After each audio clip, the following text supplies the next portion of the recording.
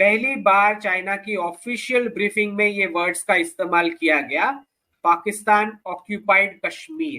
यकीन जानिए मेरा दिल दुख रहा है बतौर पाकिस्तानी। चाइना की तरफ से ये कहा गया कि एक प्रेस ब्रीफिंग के दौरान जो उनकी स्पोक्स पर्सन है उनसे सवाल की तो उन्होंने कहा, आज 52 साल गुजर गए हैं, उसके बाद हम देखते हैं कहाँ हम कहाँ वो। आपने चाइना को इशारा दिया कि आप पाकिस्तान ऑक्यूपाइड कश्मीर वाले मामले से दूर रहे, आप पहले अपना लद्दाख वाला जो आपका मैटर है, एलएसी जो आप इलीगल बोलते हो, अपना खुद का संभाले तो बहुत ज्यादा हो जाएगा। जब पाकिस्तान का वजूद टुकड़े टुकड़े हो गया, यूएई और सऊदी अरेबिया की इन्वेस्टमेंट कश्मीर में आना शुरू हुई है। स्पेसिफिक यूएई ने तो बिगिन कर लिया है, एमआर का जो प्रोजेक्ट आ गया मॉल वाला।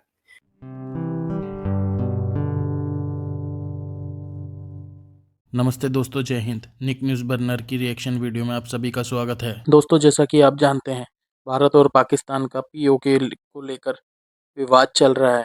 2019 के दौरान भारत ने चाइना को कहा कि आप अपने एलएसी पर ध्यान दें, पीओके पर ध्यान न दें। पीओके पाकिस्तान ने जबरन हथियार रखा है। दोस्तों, 2019 में लद्दाख को और कश्मीर को सेपरेट किया गया था और गवर्नमेंट की ये स्ट्रेटजी बहुत ही सही साबित हुई। दोस्तों, अब चाइना की तरफ से एक ऑफिशियली स्टेटमेंट जारी किया गया है जिसमें ये कहा गया है पाकिस्तान ऑक्यूपाइड कश्मीर। अब तो चाइना ने ऑफिशियली कह दिया है पाकिस्तान ऑक्यूपाइड कश्मीर। पाकिस्तान ने जबरन हथियार रखा है कश्मीर को।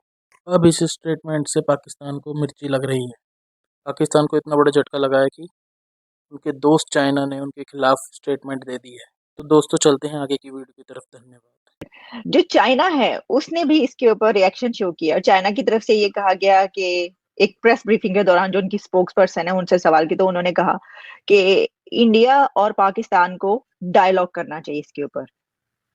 तो क्या चाइना यही चाहता है और चाइना के कहने पर ऐसा हो सकता है? देखें, चाइना यही चाहता है या नहीं चाहता, इस बात से ज्यादा अहम यह है कि चाइना की ऑफिशियल पॉलिसी क्या है राइट फ्रॉम 1947 से कश्मीर इशू पे। एग्जैक्टली कंसिस्टेंट और कंटिन्यूड पॉलिसी यही है कि मसला कश्मीर का हल जो है वो इंडिया और पाकिस्तान के दरमियान नेगोशिएटेड सेटलमेंट है। वो हर फोरम पे, पाकिस्तान से मुज़ाकरात से लेके यूनाइटेड नेशन के फोरम तक, हर जगह पे ये कंसिस्टेंट पॉलिसी है चाइना की।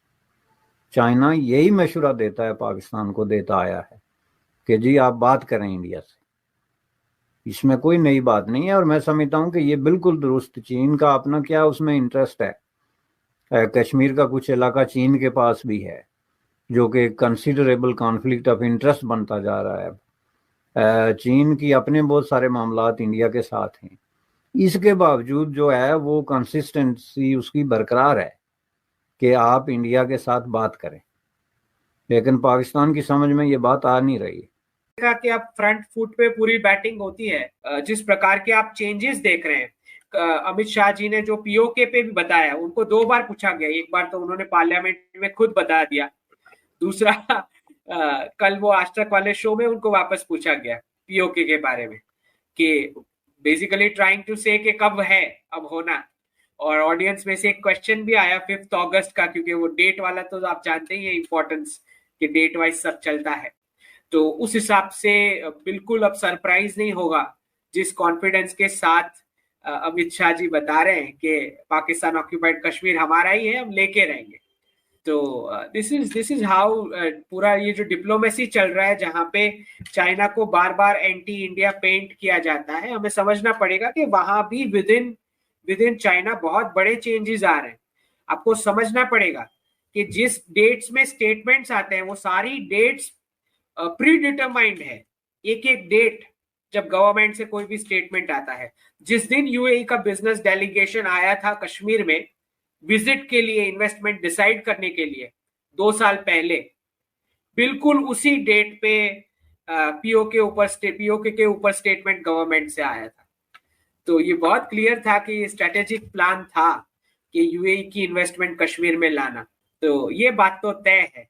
अब जब तक सवाल है कि कौन सी डेट रहती है, तो मेरा ये पर्सनल अंडरस्टैंडिंग रहा कि राम मंदिर से पहले ही हो जाना चाहिए, क्योंकि अगर ये नहीं होता है तो मोस्ट प्रोबेबली मेरी समझ ये है कि कुछ ना कुछ सेरेमनी जो होगी राम मंदिर की, वो प्रधानमंत्री जी पेंडिंग रखेंगे पीओके के बाद के लिए। मैं ये नहीं कह रहा कि इनॉग्रेशन नहीं होगा, मैं ये बोल रहा हूं कि कुछ ना कुछ सेरेमनी बाद में होगी पीओके के बाद।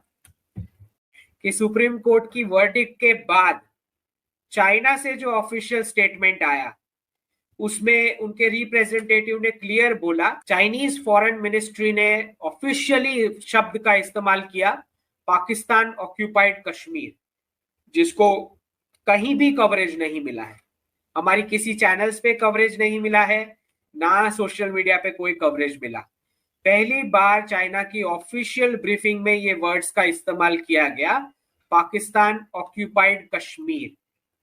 दूसरी बड़ी खबर पीओके के लिए, जो डेट्स है, जो हमारी वर्किंग बाउंड्री वाली जो एलएसी की डेट्स मीटिंग्स होती है, वो लास्ट जो 22 फरवरी में हुई वो बीजिंग में हुई, और वो 22 फरवरी डेट है हमारे पार्लियामेंट का जो पीओके का रेजोल्यूशन था 1994 वाला, वो डेट पिक की गई कि लद्दाख वाला हिस्सा जो है ये इलीगल है, हम नहीं मानते।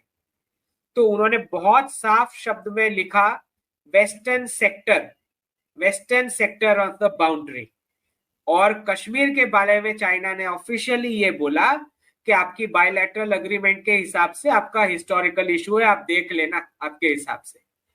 तो ये जो पूरी स्ट्रैटेजी रही गवर्नमेंट की, बहुत ही ज्यादा सक्सेसफुल, जो लद्दाख और कश्मीर को सेपरेट किया गया था 2019 में, बहुत ही सक्सेसफुल स्ट्रैटेजी, क्योंकि आपने चाइना को इशारा दिया कि आप पाकिस्तान ऑक्यूपाइड कश्मीर वाले मामले से दूर रहे, आप पहले अपना लद्दाख वाला जो आपका मैटर है, एलएसी जो आप इलीगल बोलते हो, अपना खुद का संभाले तो बहुत ज्यादा हो जाएगा। अक्साई चीन और अरुणाचल पूरा बाउंड्री डिस्प्यूटेड है, और जो आपने टिबेट ऑक्यूपाई करके रखा है। तो ये सिग्नलिंग था कि आप हम दोनों देख लेंगे हमारा आपके साथ बाद में देखेंगे। तो ये सक्सेसफुल रही स्ट्रैटेजी, जो जम्मू कश्मीर का यूनियन टेरिटरी और लद्दाख का जो सेपरेट किया गया। बहुत बड़ी एक और सक्सेसफुल स्ट्रैटेजी, जो यूएई और सऊदी अरेबिया की इन्वेस्टमेंट कश्मीर में आना शुरू हुई है। स्पेसिफिक यूएई ने तो बिगिन कर लिया है, एमआर का जो प्रोजेक्ट आ गया मॉल वाला, और पाकिस्तान की चीखें निकलना शुरू हो चुकी है उस पर कि अगर यूएई की इन्वेस्टमेंट आ जाती है कश्मीर में तो बहुत बड़ा स्ट्रैटेजिक मूव होगा। और ये क्यों होगा? क्योंकि पाकिस्तान जो है वो सऊदी अरेबिया और यूएई की इन्वेस्टमेंट को बिल्कुल हार्म नहीं कर सकता, ऐसी कोई हरकतें नहीं कर सकता जिससे सऊदी अरेबिया और यूएई की इन्वेस्टमेंट को नुकसान हो। तो यूएई की इन्वेस्टमेंट कश्मीर लाना इसीलिए स्ट्रैटेजिक मूव था। तो बहुत सक्सेसफुल रहा हमारा डिप्लोमेसी स्ट्रैटेजी, जो भी हमारी टीम ने किया है। दोस्तों, अगर आपको हमारी वीडियो पसंद आई है तो प्लीज़ लाइक ज़रूर करें और साथ में शेयर करना ना भूलें। और साथ ही दोस्तों, ऐसी ही लेटेस्ट वीडियो देखने के लिए हमारे चैनल को सब्सक्राइब करें, साथ ही बेल का आइकन जरूर दबाएं ताकि सबसे पहले आपको हमारी वीडियो की नोटिफिकेशन मिल सके। धन्यवाद।